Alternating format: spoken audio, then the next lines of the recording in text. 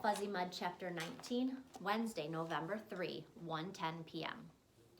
Leaves continued to fall around Tamaya as she wandered through the trees, hoping to see something, anything, that looked familiar from the day before.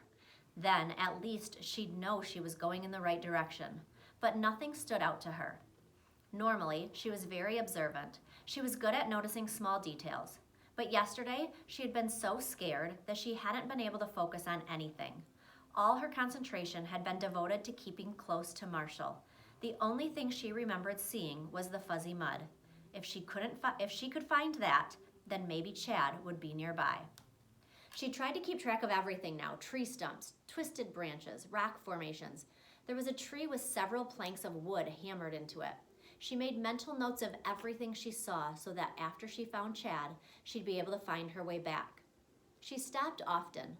She'd turn around and then retrace her steps in her mind. "Chad!"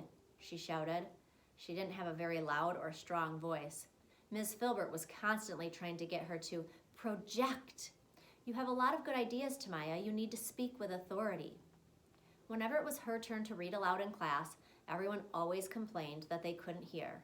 And out on the playground, sometimes she'd shout at Monica or Hope, and they wouldn't hear her, even though they were just on the other side of the dodgeball circle.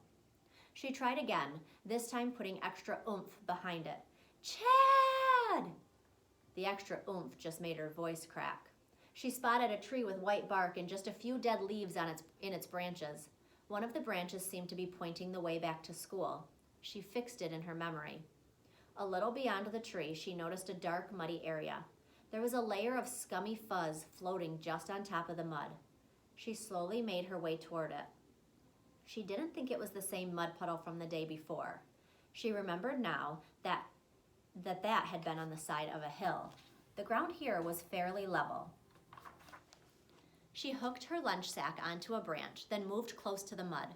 Just like before, there were no leaves on top of the mud, but they had fallen all around it. She knelt beside the edge of the puddle and could feel warmth radiating from the fuzzy mud.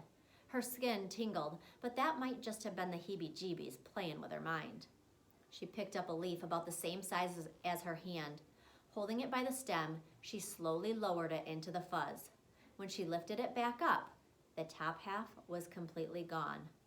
She let it drop, then backed away as she stood up. She was getting her lunch sack when she saw another puddle of the fuzzy mud just a little farther off. Beyond that, she could see what looked like two more. She returned to the white tree, its branch pointing the way back to school. It wasn't too late to go back. If she hurried, she might not get in trouble. She could go see Mrs. Latherley, take the allergy pill, and get her hand rebandaged. Then Mrs. Latherley could give her a note excusing her for being late to class. The tree branch pointed one way. Tamaya went the other. "Chad!" she hollered. This time her voice didn't crack. She continued deeper into the woods. 2 times 65,536 equals 131,072. 2 times 131,072 equals 262,144.